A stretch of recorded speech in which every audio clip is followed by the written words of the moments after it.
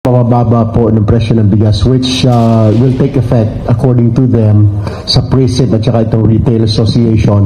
Mararamdaman na po natin by July next month to 45 to 46 po yata per kilo na bigas. So that is due to the EO na pinirmahan po ng Pangulo. Salamat po.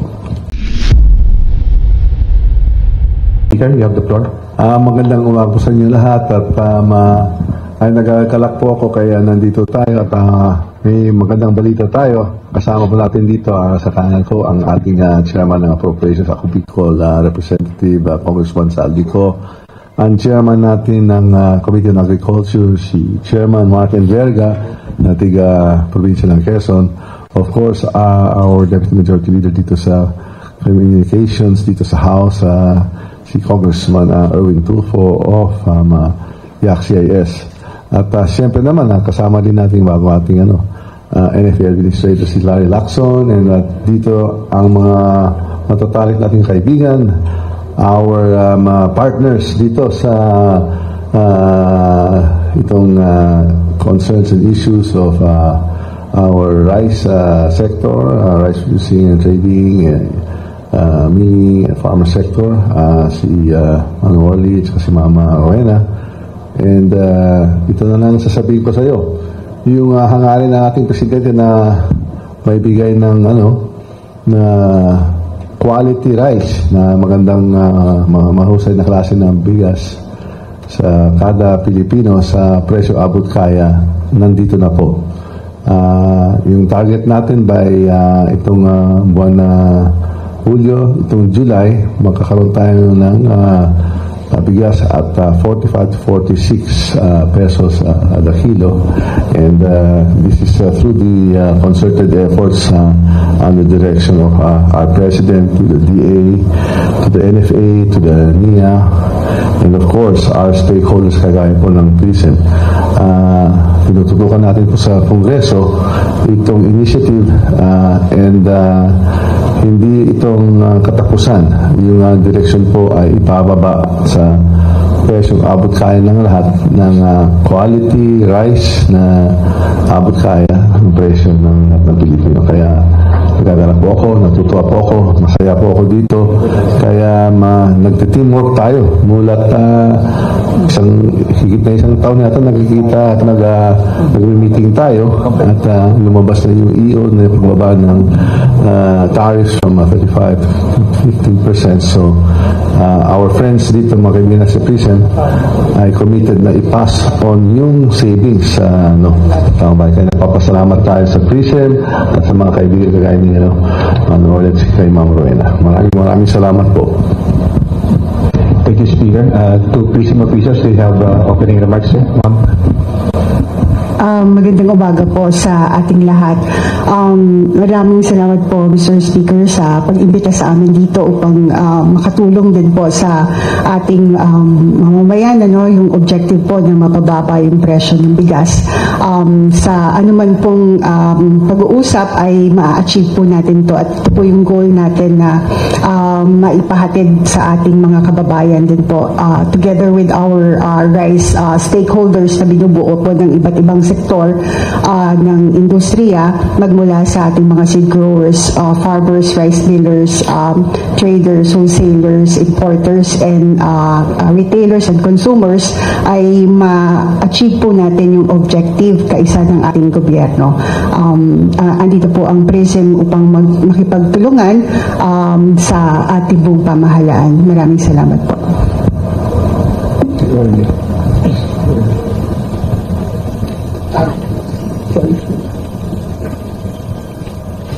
Yun po, magandang umaga po sa lahat, kay Speaker at sa lahat po ng mga nandito po. Yun po, nasabi po ng kasama po namin, si Ms. Rowena, handa po kami makipagtulungan sa gobyerno. Ngayon po na meron pong papasok na EO 62 by this coming July. Nakikita po namin yung pagmamonitor, and syempre po, umabot po ito talaga sa market, sa mga retailers po natin sa palengke. Inaasahan po namin dito, yung mga presyo po natin is well-milled rice, 25% broken, nasa mga 45 to 46 po. Yung naman mga regular meal po natin, ang brokens po, nasa mga 40 to 42 hanggang 43. At yung mga premium rice po natin, nasa mga 47, 48. Siguro po, pinakamahal na po yung 50. At inaasahan po natin muli na makipagtulungan po sa ating mga retailers all over the Philippines para makita po sa market po yung presyo po natin. Thank you po. Thank you, sir. We'll ask also our admin ng NFA to share his opening statement. Good morning po sa lahat. No? Ang NFA naman po hanggang ngayon ay kasalukuyan pa rin namimili. Fresh or wet palay from 20 pesos hanggang 23 pesos. Clean and dry, ang range po natin for this week, yung pinakamababa namin, 24, pinakamataas, 30 pa rin naman po. So, patuloy lang ginagawa ni NFA ang kanyang mandato para ma-increase pa natin yung buffer stock natin. Dahil paparating na rin po ang La Nina, so kailangan po natin patasin. Thank you. Good morning po sa ating pong lahat.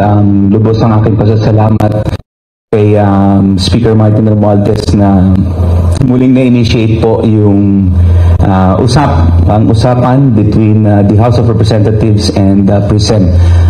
Siguro po mahalaga pong intindihin po natin na ang PRISM ay mahalaga po magiging gampanin ng kanilang samahan upang po maging matagumpay yung pag-enforce po natin ng EO 62. So, may mga magandang balita. Hahayaan ko na po mamaya siguro sila para mabanggit po yun. Maraming salamat po, Mr. Speaker. Una-una, gusto pasalamatan po ang ating very cooperative PRISM na ina-assure po ng request po ng ating House of Representatives, si Speaker Martin Romualdez, na make sure na yung 15% na tariff maging effective, mapababa ang presyo, and pasasalamat po kami at ina-assure. Last 2 weeks, ina-assure din po sa atin, si Speaker ng Shumart and Pure Gold na pabababayan. Ito po ay continuing meetings, series of meetings, just making sure day and night ginagawa po ni Speaker ng ating mga kapwa congressman na mapababa ang presyo. Hindi po kami nagpapabaya, nakikinig po ang aming Speaker, nakikinig po ang ating Pangulo na make sure makascade po, mapababa ang presyo, and we expect more prices to go down by September dahil yun po ang projection ng world market.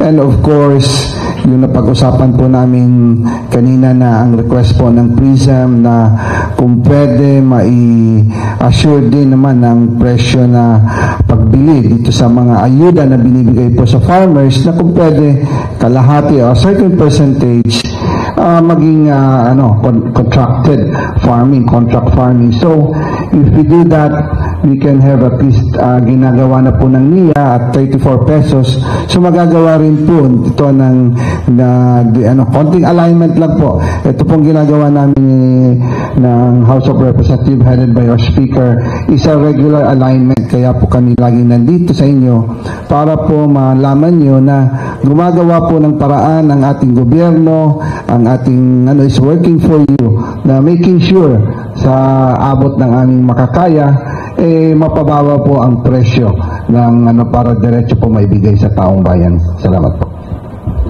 Female Lorraine, sir. Nasabi na ho nila lahat. Ang punto lamang ho, kaya ho nagkaroon ng briefing ho kanina, may meeting po Speaker at saka po yung private sector. Ito pong Retailers Association, traders, yung pagpapababa po ng presyo ng bigas, which will take effect according to them sa PRISM at saka itong Retail Association. Mararamdaman na po natin by July next month to 45 to 46 po yata per kilo na bigas. So that is due to the EO na pinirmahan po ng Pangulo. Salamat po. Thank you, Speaker. Thank you, sirs. Thank you, ma'am. For today's first question, may I call on Melalis Moras from PTB4.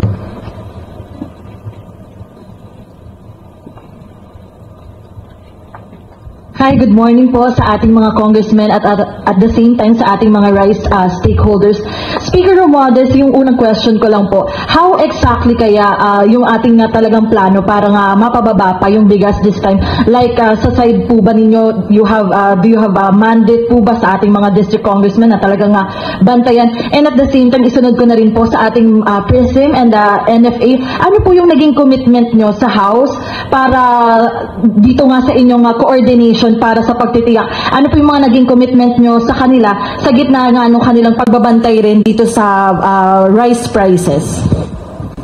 Alam siguro naman yung trabaho ng mga kongresista, may oversight. So, hindi lang legislation dito sa pag-emenda ng RTL na nasa Senado na ngayon po na may tutulong dito sa pagbaba ng presyo. At ito po, kasama po itong nilalabas ng EO na hinayin po ating ng ating mga rice stakeholders last year pa itong pinag-uusapan. So, nangyayari na po kaya mataas yung kumpiyansa natin na within the next month, within 2 weeks po, mafe-feel na lalo dito sa Metro Manila yung presyo na abot kaya at the range of about 45 pesos kada kilo. Kaya yun po trabaho natin at tuloy-tuloy pa rin ang pagsusulong natin, ililaan natin ng mga programa at mga budget tungkol dito. So, that in a nutshell is the mandate of the House, and syempre nakikinig din kami sa ating mahal na Pangulo na gusto nila talaga ibababa natin yung presyo sa abot kaya ng lahat ng Pilipino. Thank you. Yung sa PRISM and NFA lang po, ano po yung naging commitment mo kanina sa meeting sa House officials po? Yung commitment po namin, gusto namin makiisa, at the same time, titingnan natin kung sakaling itong pagbaba ng tariff ay ma-assure natin, maganda pong makausap din ng ating mga exporting countries na hindi po sila mag-take advantage na naman doon sa presyo, kasi doon po yung magiging natin para hindi po masayang.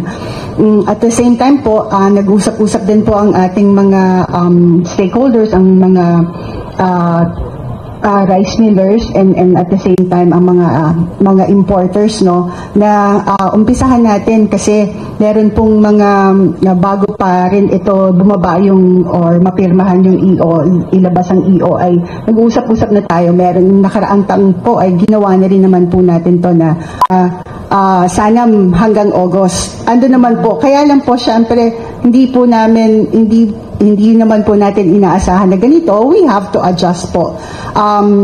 Andun pa rin naman po kami na umaasa na sa pagdating ng review ng nitong EO ay maisusulong na namin yung aming mga recommendations, especially dun sa ating mga farmers, para po maprotektahan sila doon na mabigyan sila ng kaukulan na ayuda.